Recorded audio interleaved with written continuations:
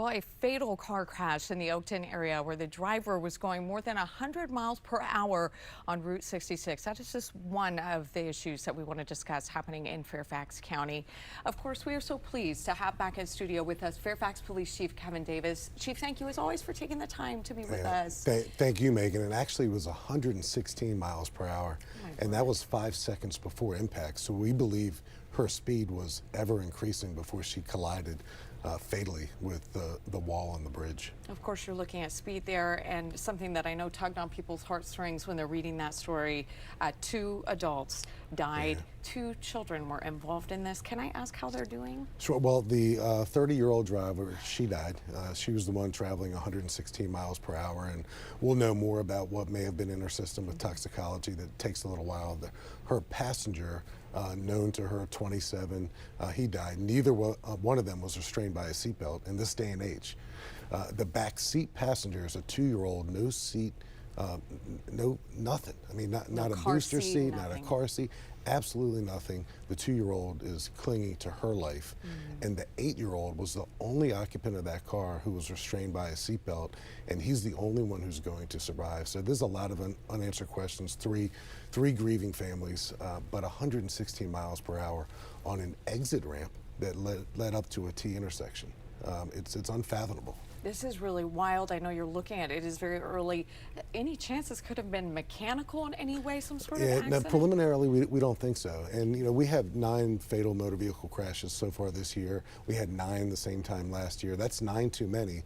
But those are some really good, when you talk about our population and how crowded our roadways are, that's some good progress based on where we've been in years prior. But one trend that we're seeing right now, Megan, is unrestrained drivers. So between now and our sheriff's department this Saturday from 8 to 10:30 is putting on at the courthouse a child safety seat inspection installation. They do that once a month. So if you're not sure that your child safety seat, come out, get come help. out. Just wait in line for a few minutes and get help, because it's absolutely preventable, and it never should have happened. No, and definitely can save lives with the proper techniques that we know well. Chief, something we want to get your response to.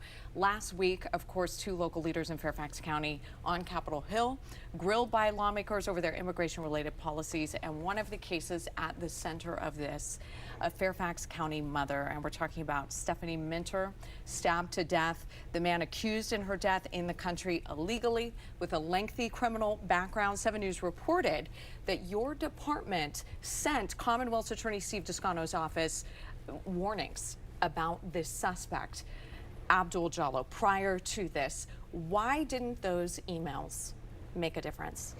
Well, Megan, with the benefit of hindsight, I think every aspect of the criminal justice system, certainly we believe that murder was absolutely preventable. So from time to time, leaders in law enforcement, in this particular case, the elected prosecutor and the elected sheriff, are in the proverbial hot seat answering questions from lawmakers that really speak to, should we, the criminal justice system, should have done something, could have done something prior to. So when I think about relationships with prosecutors, and we have a healthy relationship with Mr. Descano and his team, but there are other options. Grand juries, historical prosecutions, victimless prosecutions. So all those options have to be on the table, to get someone like Abdul Jallo off the streets, because he offended time and time and time again. And when there's another opportunity simultaneous to the prosecutorial opportunities to otherwise impact his presence in our community, in our country, we have to take advantage of that as well. Totally unacceptable, never should have happened, and I think the criminal justice system will learn some hard lessons from this. Yeah. Another topic, of course, Sheriff Kincaid was there as well during those hearings. The topic of detainers. Do you think Sheriff Kincaid should be making notifications to ICE about detainers as you watch these hearings play out? Yeah, well, I'm not the elected sheriff, I'm the appointed police chief, but you know, my playbook for how we interact with the criminal justice system and people involved in it is follow the law. So if the law requires a notification to ICE for someone who shouldn't be in our country, and HSI should be notified to impact that person's presence in the community, then I think absolutely positively. There were many opportunities for Abdul Jallo to either be prosecuted effectively or to be removed from the country, and those things didn't happen.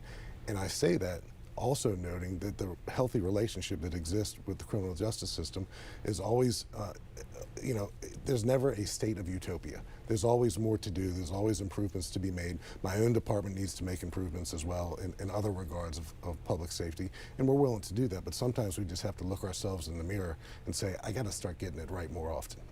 Chief, thank you. And some potentially life-saving department updates that we want to share. Your department launching a new program to help keep the community safe.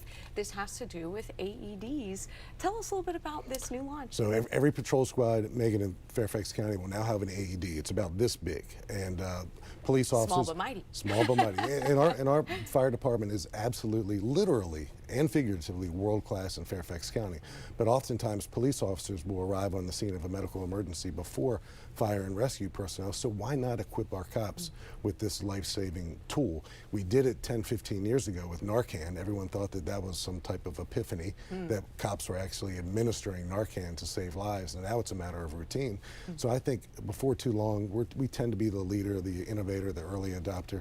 I think more and more jurisdictions will make sure that their cops have AEDs. A simple but a great way to equip officers who, like you said, are there early on scene. A great way to save lives. Finally, this is mid-May, and you know, of course, you just wrapped up Police Week 2026. I know we're looking ahead to Memorial Day when it comes to honoring our fallen service members. Along the same lines, why is it so important to honor our fallen officers who have given their lives to protect communities? So President Kennedy in 1962 created Police Week, and ever since then, and sadly, we add more and more names to the wall at the National Law Enforcement Officers Memorial every year, but it's just a matter of the country, our states, our communities, our Commonwealth, pausing to reflect on the sacrifice that the men and women who wear this uniform make every year on behalf of our communities. And that's why it's so important to me, getting back to your earlier question, to ensure that violent repeat offenders don't find their way back onto our streets. They not only impact community members like Stephanie Minter, but they hurt and kill cops from time to time. And I think no one in our community wants that to happen. Thank you, Chief, so much for taking the time to be with us here today. We really appreciate you coming out even during the heat, I was saying, braving the way. Chief Davis, thank you for being with us. Stay with us. Coming up on 7 News here.